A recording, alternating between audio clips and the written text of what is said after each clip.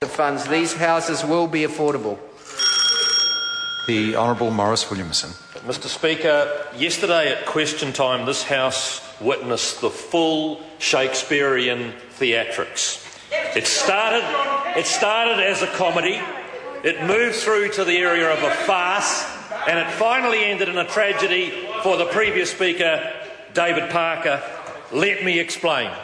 The first part was the comedy, in where one of our ministers was answering a question and David Cunliffe had the gall from the back of the House to call out, he can't do his numbers. Now, based on what had happened to Mr Cunliffe at the Labour Party conference on the weekend, there's only one person in this House who should never make the claim to someone else that you can't do your numbers. But wait, there's more, and it gets so deliciously more, because in the front bench, one of the other Davids, and believe me, there's lots of them, this almost savant-like, almost sort of, phenomenal brain they have now to be their finance spokesman. And I understand that that's what he should be. He's got this genius tag to him. And he said, but he's their finance spokesman, and you would expect the finance person to be really good at numbers. You would. Now, I'm not asking him to do Fourier transforms on convoluted series functions or use Laplace transforms to solve differential equations. They're quite hard. I did them at university. But what I would like to know is a finance spokesman could multiply two numbers together.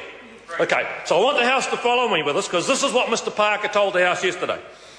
He said to my colleague Phil Heatley, I would hope that the Minister had checked his arithmetic before coming down to this House, because by my reckoning, so it means he'd obviously checked it and he'd calculated, if you were to build one house every hour, every day, for 10 years, it would come to 613,000 houses, and Labor's only advocating 100,000. Now, I was really embarrassed by this, because I had told my caucus that morning that 100,000 houses in 10 years worked out to be just on one house an hour. And I went, oh, boy, am I embarrassed, I've done my numbers wrong. So I grabbed the calculator. No, I hadn't. So I'll take the House through it. I'll take Mr Parker through this really complicated calculation. I'll take it slowly and I'll draw big pictures as we do it. How many hours are there in a day? It's easy. 24. How many days are there in a year? 365. I won't do the leap year one. The leap year's too hard. So now let's multiply those together. 24 times 365 comes to 8,760. And you know what? The next bit's really easy. We now want to do it for 10 years. Now, most kids, even at primary school, can multiply by 10. Mr Parker, you just add a zero on the end. So the 8,760 becomes, oh my God, 87,600, but he said 613,000, sir. And that's the man who was the head of the Brains Trust on the Labour Party, who had done his calculations, who tore my colleague Phil Heatley to shreds for not having checked his mathematics. And he wasn't wrong.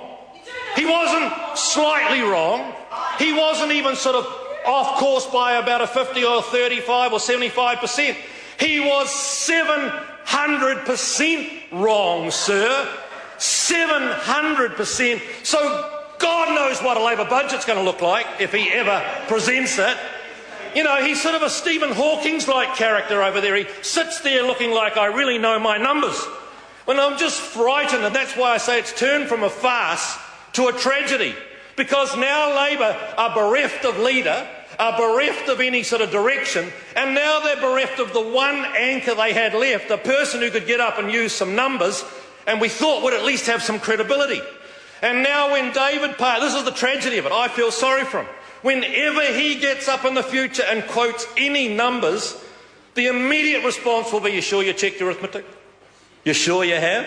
Because if you can get that wrong, there are kids in the gallery today who could multiply 24 by 365 and come up with the answer. Primary school kids. We wouldn't even have to force national standards onto them. And yet, sir, that member got up in this House and questioned the veracity of a member because he'd used the numbers I'd done that morning. And, sir, he has wiped himself off the planet for credibility when it comes to numeracy.